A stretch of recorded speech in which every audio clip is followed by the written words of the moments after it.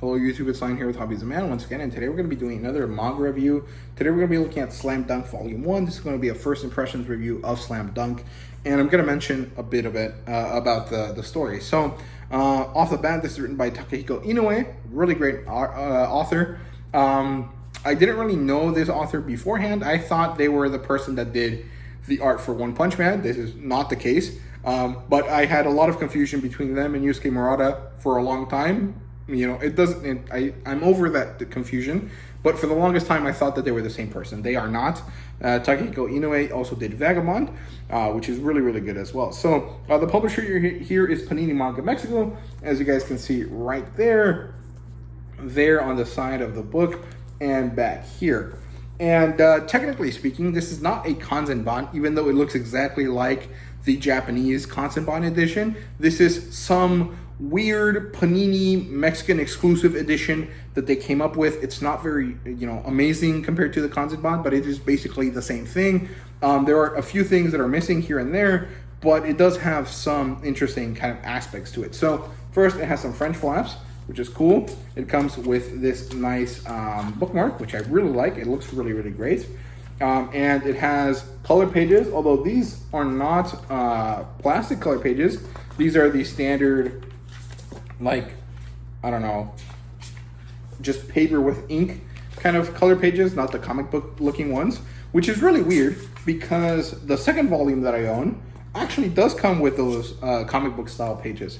So here, as you guys can see, these are shiny, and that's because they have like a material on them, which is really odd. I don't know why these are, this type and the original ones are not for the first volume. I don't know if it has to do with with it being a different printing or not, but it is what it is. The other thing is that there's a lot of these pages that you can tell are somewhat in color, and these would be the red tinted pages that you'd see in Kanzenban editions like the Saint Seiya Kanzenban edition, or in English, the ones that are available for Fist of the North Star and JoJo's, those kind of red, orange tinted color pages that happen to be pretty common in Shonen Jump manga. So you can see there's a lot of them here, but they're not tinted in. And I'm guessing that that's the reason why they decided to go with this weird, almost Kanzenban edition in order to kind of cut costs, but still get the interest rolling for people. The weird thing is that they did that for all of Takehiko Inoue's works that Panini Manga publishes. So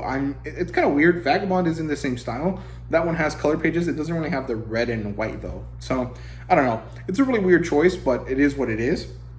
The demographic here is shonen. It was on the Shonen Jump magazine, so that makes sense. And the genre here is just sports and basketball.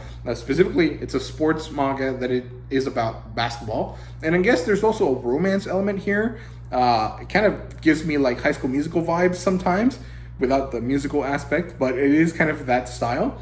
But it is good. I really did enjoy it. But I wouldn't say that the romance is the main thing, although it does drive the plot line quite a lot. So I don't know, that's kind of up in the air. I would mostly call this a sports manga. So yeah, and of course it does have an adaptation, it has an anime, and if I remember correctly, there's either a new movie or a new season of the anime coming out here soon. So that's pretty exciting. Now the premise here is that there's this guy, Hanamichi, this guy who, very similar to Ichigo, is this kind of vaguely delinquent-esque character with bright red hair that everyone makes fun of for some stupid reason.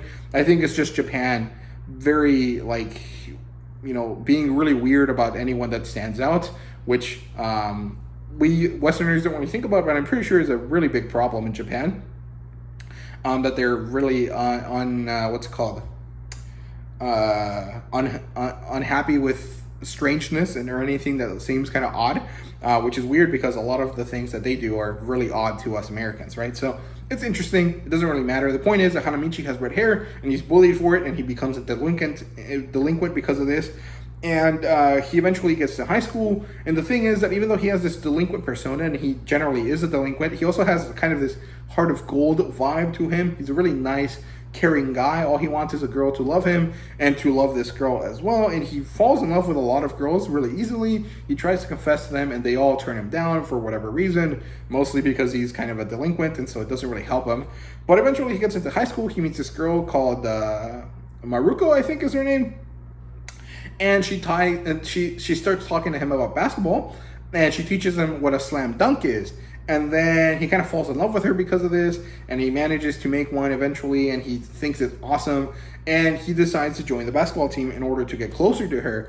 Turns out the basketball team is run by her older brother, who doesn't like Hanamichi, and is also one of the new members in the team is also the guy that she is crushing on, who happens to be another basketball player from a different district, which is this guy here. Can't remember his name, but he's kind of important. And so a lot of problems arise from the fact that Hanamichi likes this girl and ends up on the basketball team. However, it's pretty fun. It's really enjoyable. I did have a lot of great time reading it. However, the first chapter is awesome. Then there's a lot of like annoying, like very slow buildup of characters.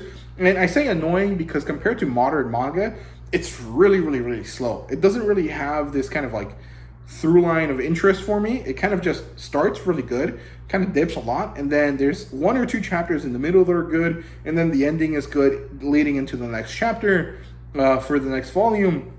And then most of the second volume is pretty good as well. So there's a little bit of a dip in the middle of the first volume, and that kind of hurt my experience with this a little bit, but not really all that much. So it's cool. It has a really great first chapter, and overall the art is really awesome. I really, really enjoy it. And there's a lot of personal tension, which I find really enjoyable, but also kind of hurts my experience reading it, because in order to build that tension, you have to develop the characters. And so you end up with these like 5 chapters in the middle of the first volume that are just built around telling you why these characters are the way they are. And it's kind of boring, but it is still useful because it has a lot of payoff later on. So yeah, that's my thoughts on Slam Dunk. I hope you guys enjoyed the video. If you did, please like, subscribe, and comment down below. Let me know what you thought. And thank you guys very much for watching. See you guys later.